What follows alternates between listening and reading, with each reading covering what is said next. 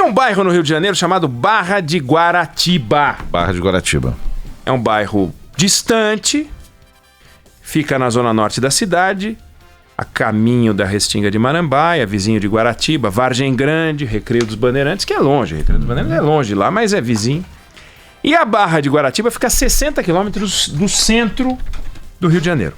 No dia 15 de janeiro, nesse lugar, aconteceu um assalto a um mercadinho. E um jovem de 22 anos foi morto. O nome dele, Matheus Lessa. Não sei se vocês lembram da história, mas ele morreu ao tentar proteger a mãe, que é, né, a dona do mercadinho. Uhum. 2 ladrões chegaram por volta das 7 horas da noite, anunciaram o assalto, pegaram o dinheiro do caixa. Quando a mãe do Matheus disse que não tinha mais nada, eles começaram a ameaçar. O Matheus se joga na frente da mãe, toma um tiro no pescoço e morre a caminho do hospital. Era o segundo assalto àquele mercado em 2 meses. O mercado não tinha câmera de vigilância, o circuito interno dos vizinhos não estava funcionando. A polícia entrou no caso, no dia seguinte prendeu um suspeito que batia com a descrição de um dos criminosos. Atenção, por descrição de um dos criminosos, leia-se: jovem, magro, alto e negro. Eu não sei quantos jovens, altos, magros e negros há em Barra de Guaratiba, mas o fato é que a polícia prendeu um jovem chamado Leonardo dos Santos. Ele foi levado para a delegacia. Aí lá, o que aconteceu? O Leonardo foi reconhecido por 3 testemunhas. Mais do que isso, ele foi reconhecido pela mãe do Matheus, pela mãe do garoto assassinado. Aí no instante em que 4 pessoas disseram que ele era o culpado, o nosso incrível sistema de investigação deu o caso por encerrado. Acabou, olha. Basta achar o comparsa. Eram 2 e a investigação está resolvida. Vamos para o próximo. A polícia foi além? Não. Procurou mais alguma coisa? Não. Ficou no testemunho. Eram 4 pessoas dizendo que o Leonardo havia matado o Matheus. Aí entrou em cena o pai do Leonardo. O pai do Leonardo, que tinha certeza da inocência do filho. O pai do Leonardo fez algo que a polícia não fez, porque a polícia tinha certeza que ele era culpado. E o pai tinha certeza que o filho era inocente. E o pai começou a investigar por conta própria e fez o que a polícia deveria ter feito, porque o objetivo é esclarecer o crime. O pai achou imagens gravadas numa câmera de segurança de um prédio a 3 quilômetros do local do assalto, que comprovam que o Leonardo estava em outro lugar. Nas imagens ele aparece às 18h46 caminhando na direção de um campo de futebol e às 19h09 voltando para casa. Lembrando que o assalto foi por volta das 19 horas. Uhum. As testemunhas do crime diziam que ele usava uma camiseta branca, uma camisa branca, e nas imagens ele aparece com uma regata colorida. Bom, não era Leonardo. Então a prova eletrônica foi decisiva para derrubar o reconhecimento do Leonardo. Bom, o Leonardo acabou sendo solto. Se não houvesse a imagem das câmeras, e poderia não haver, não havia no mercado, provavelmente a prisão dele seria mantida e ele seria condenado. 4 testemunhas. Para a polícia seria mais um crime esclarecido.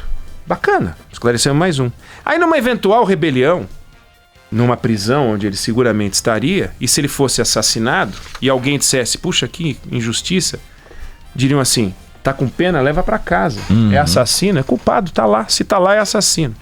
Só que ainda assim ele seria inocente e a gente estaria diante de mais um caso brutal de erro judicial, que ocorreria pela baixa qualidade da investigação policial no Brasil, que aposta ficha demais em testemunho. Por que eu tô lembrando do caso do Leonardo e parece que eu tô tirando isso da cartola? Mas por que isso hoje, né? Porque se a gente entrar num carro e andar da Barra de Guaratiba, coisa de 35 minutos, em direção ao centro, pegando a Avenida das Américas, aí no Recreio dos Bandeirantes a gente entra na Avenida Lúcio Costa, são 2 retas. A gente vai chegar 35 minutos depois no condomínio Vivendas da Barra. O condomínio Vivendas da Barra está no centro das discussões dessa semana porque um testemunho verbal, né, e falso de um porteiro, colhido pela polícia, enfiou o presidente Jair Bolsonaro num enrosco que não terminou num drama como o do Leonardo porque ele tem patente. O porteiro disse que alguém da casa 58, de propriedade do presidente Jair Bolsonaro, autorizou a entrada de Elcio de Queiroz, um dos matadores da Marielle Franco. E autorizou a entrada não num dia qualquer, autorizou a entrada no dia do crime, no dia em que ela foi morta, no 14 de março de 2018, 4 horas antes dela ser morta, não é pouca coisa.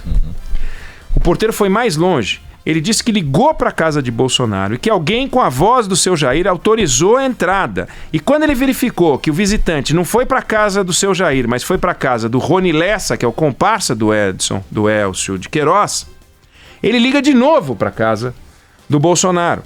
E alguém com a voz do Jair, a mesma voz, disse: não, tudo bem, eu sei para onde ele está indo.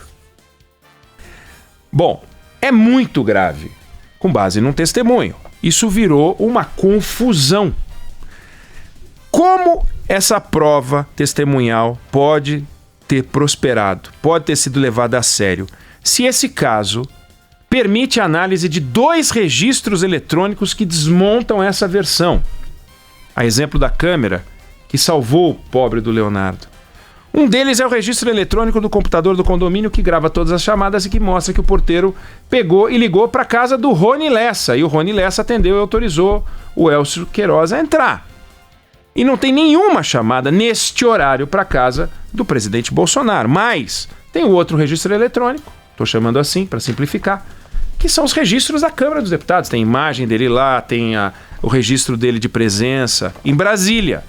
O Leonardo estava a 3 quilômetros da cena do crime. O presidente Bolsonaro estava a 1000.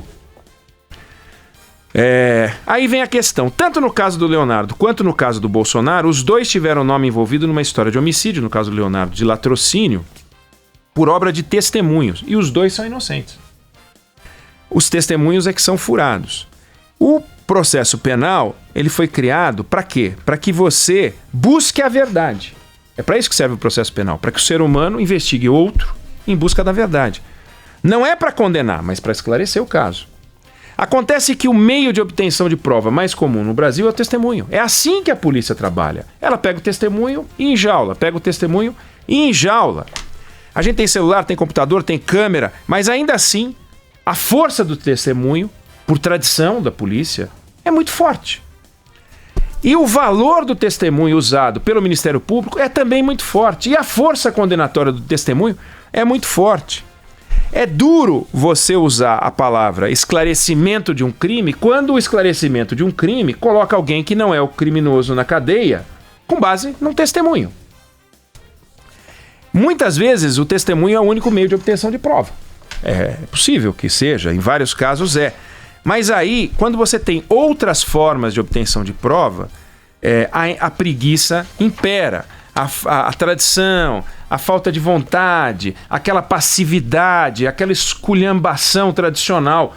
Claro que tem exceções, claro que tem investigações bem feitas, temos casos muito sofisticados, mas no mais das vezes a gente tem exemplos como esse. A prova testemunhal do caso Leonardo faria dele um assassino. E a prova testemunhal do porteiro do condomínio faria o presidente Bolsonaro, provavelmente, o quê? Mandante do homicídio? Alguém quer um presidente mandante de assassinato na presidência da República? É grave demais. Pois foi preciso que a pimenta ardesse nos olhos do presidente da República para que ele sentisse na pele aquilo que confronta a sua convicção sobre o maior defeito do processo penal, que são as penas brandas. Aquilo que ele e o ministro da Justiça dele entende, que são as maiores falhas do nosso sistema de justiça, que é prender e deixar lá pouco tempo, na verdade, é prender errado, é não investigar. E ele sentiu isso na pele. É chato que tenha custado para o presidente essa dor de cabeça, mas tem um lado pedagógico. A gente está vendo como as investigações são mal feitas no Brasil. A ponto de, depois do caso estourar na televisão, é que aparecem os integrantes do Ministério Público para dizer: o porteiro mentiu. Porra, mas vem cá, o porteiro mentiu? Como assim o porteiro mentiu? Pega o registro eletrônico, checa se o presidente estava lá, o presidente estava em Brasília, quando o porteiro vai falar, joga no lixo o depoimento. Não, não vamos nem ouvir esse panaca. Pra quê? Vai ouvir para depois dizer que ele mentiu e agora vai processar o cara? Tudo bem, tem que processar. Mas que perda de tempo. Não, o cara ouviu, tá falando besteira, tá dizendo que foi o Donald Trump, dispensa, né?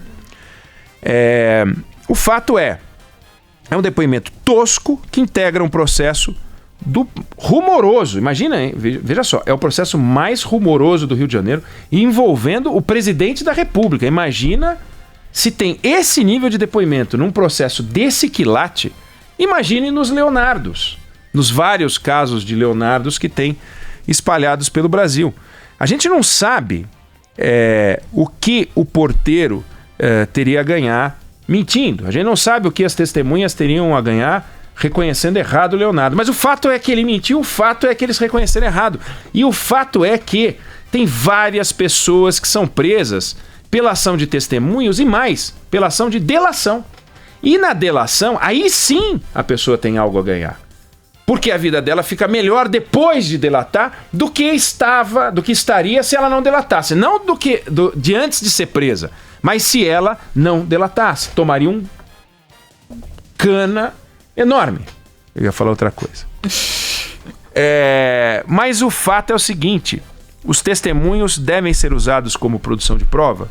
Sim. Mas só assim? Não. Só isso? Não. E a gente tem na Lava Jato casos desse tipo. O camarada, quantos e quantos personagens da Lava Jato foram mandados para a cadeia, por prisão preventiva, por ordem do atual ministro Sérgio Moro, com base em que outro disse. Existem pessoas que lembram muito bem dos fatos, existem pessoas que não lembram dos detalhes mais importantes, e existem pessoas que, chamadas a depor, preenchem com uma certa criatividade aquilo que elas não lembram. Ao contrário de uma câmera, ao contrário de um registro eletrônico, ao contrário de uma planilha tirada de um computador, que está imune a erro e interpretação. Claro, desde que o computador tenha sido apreendido do jeito correto, tenha sido lacrado, chama-se cadeia de custódia da prova. Você pegar aquela prova e guardar. Porque se alguém vai lá e mexe no computador, pode mexer nos registros, pode editar, pode trocar bala de revólver, pode fazer um monte de coisa. Precisa guardar as provas do jeito certo. Se você tiver a proteção da qualidade da prova, essa cadeia, preservação da cadeia de custódia da prova, e não ficar só no testemunho e começar a fazer perícias, você vai ter uma investigação de maior qualidade, coisa que a gente não tem no Brasil. Ontem, o ministro Sérgio Moro enviou uma solicitação ao Ministério Público Federal para que instaurem um inquérito para investigar as declarações do porteiro, que ele viu inconsistências no depoimento. E acredita que pode ser um erro de investigação ou até uma tentativa de envolver o nome do presidente no crime. E isso configura um crime de obstrução à justiça, falso testemunho, denunciação caluniosa, o que escreveu o ministro Sérgio Moro. E isso, como envolve o presidente, atrai a competência da Justiça Federal e da Polícia Federal. É muito interessante ver a súbita conversão do ex-juiz do estilo esteja preso para o garantista. É uma súbita conversão. Aquele que prendia as pessoas, porque achava que é só assim que se poderia limpar o Brasil, agora está querendo preservar as pessoas. Ou, no caso, o presidente da República, acertadamente. É bom ver o ministro Sérgio Moro virando garantista. É bom ver o presidente Jair Bolsonaro lutando pelo devido processo legal e não achando que é isso. A pessoa foi apontada como criminosa, criminosa é. Ele foi apontado como envolvido e não é. Não está. Está errado. Erro. O Estado de Direito precisa de vozes qualificadas. Quando o juiz Sérgio Moro, o ministro Sérgio Moro, passa a se comportar como um súbito garantista, convertido ao garantismo, ótimo, porque o Estado de Direito precisa de pessoas como ele e, no caso do presidente, sentindo o ardor para ver como é complicado. Não é assim, tá preso, é criminoso, foi apontado, é criminoso. É importante que esse caso, que é lamentável, é uma vergonha pela qualidade da investigação, tem um lado pedagógico. Se até num processo como o da Marielle, envolvendo o presidente da República, é esse estrupício à investigação, imagine o que está acontecendo Brasil adentro.